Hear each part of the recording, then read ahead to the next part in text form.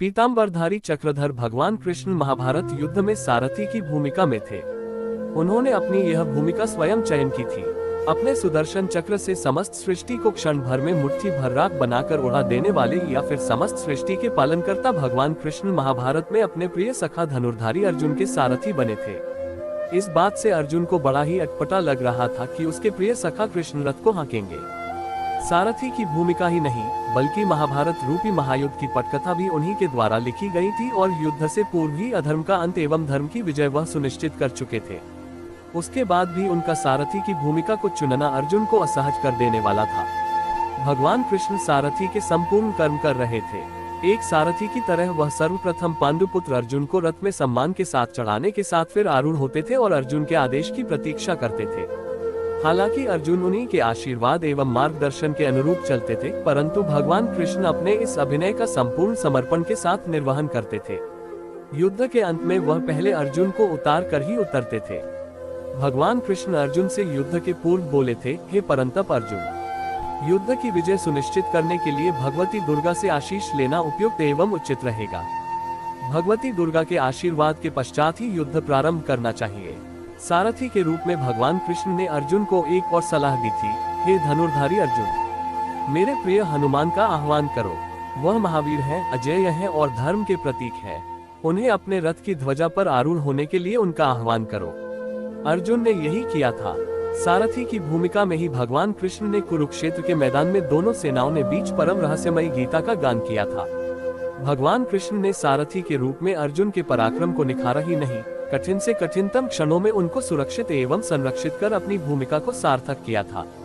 इसलिए तो भीष्म पितामह अर्जुन को आशीर्वाद देकर बोले, हे प्रिय अर्जुन, जिसके सारथी स्वयं भगवान कृष्ण हो, उसे कैसी चिंता।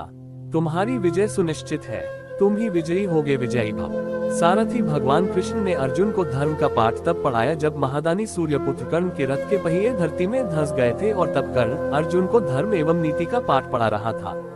उस समय भगवान कृष्ण अर्जुन से बोले, हे पार्थ, कर्ण किस मुंह से धर्म की बात कर रहा है।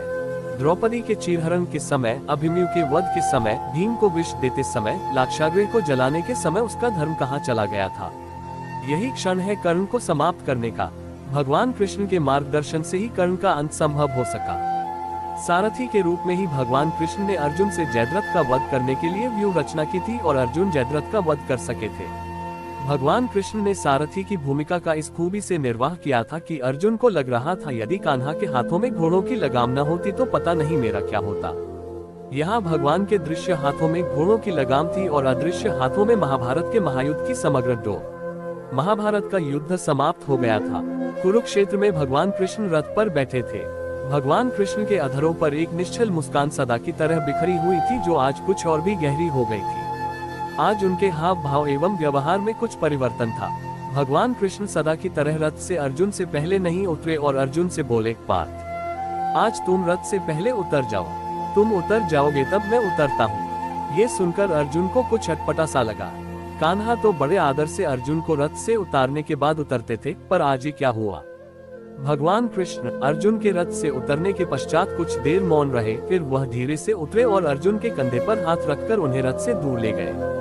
उसके पश्चात जो घटा वह उन सर्वज्ञ भगवान कृष्ण के लिए तो परिचित था, परंतु अर्जुन के लिए विस्मयकारी, अकल्पनीय एवं आश्चर्यजनक था।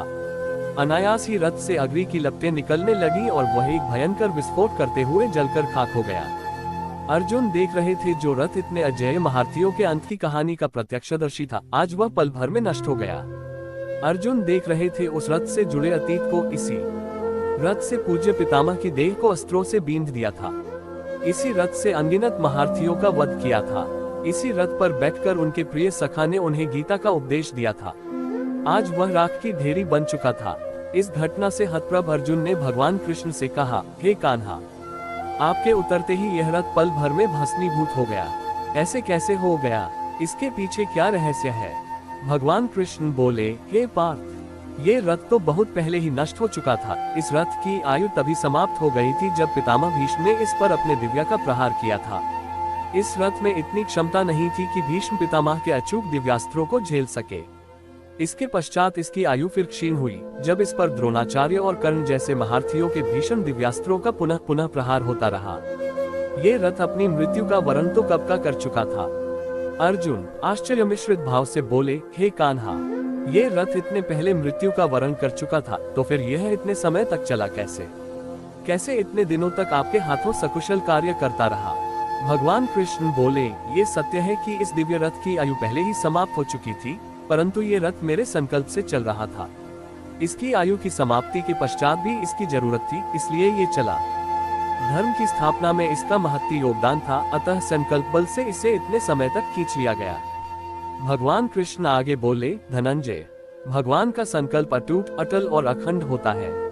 ये संकल्प संपूर्ण सृष्टि में जहाँ कहीं भी लग जाता है, वहाँ अपना प्रभाव दिखाता है, और यह प्रभाव संदेह से परे अवश्य ही पूर्ण परिणाम देने वाला होता है। जैसे ही संकल्प पूर्ण होता है, संकल्प की शक्ति वापस भगवान के पास चली जाती है और उसका समय एवं प्रभाव समाप्त हो जाता है।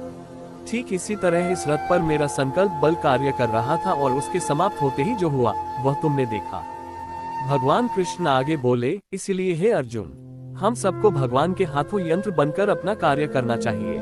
यंत्र का कार्य होता है यंत्री के हाथों में अपना सर्वस्व समर्पण कर देना और उसके आदेशों का पालन करना। इससे कर्तापन का अहंकार समाप्त हो जाता है और जीवन का विकास होता है। जिसका जितना योगदान है उतना ही करना चाहिए और शेष यंत्री के हाथों में छोड़ देना चाहिए।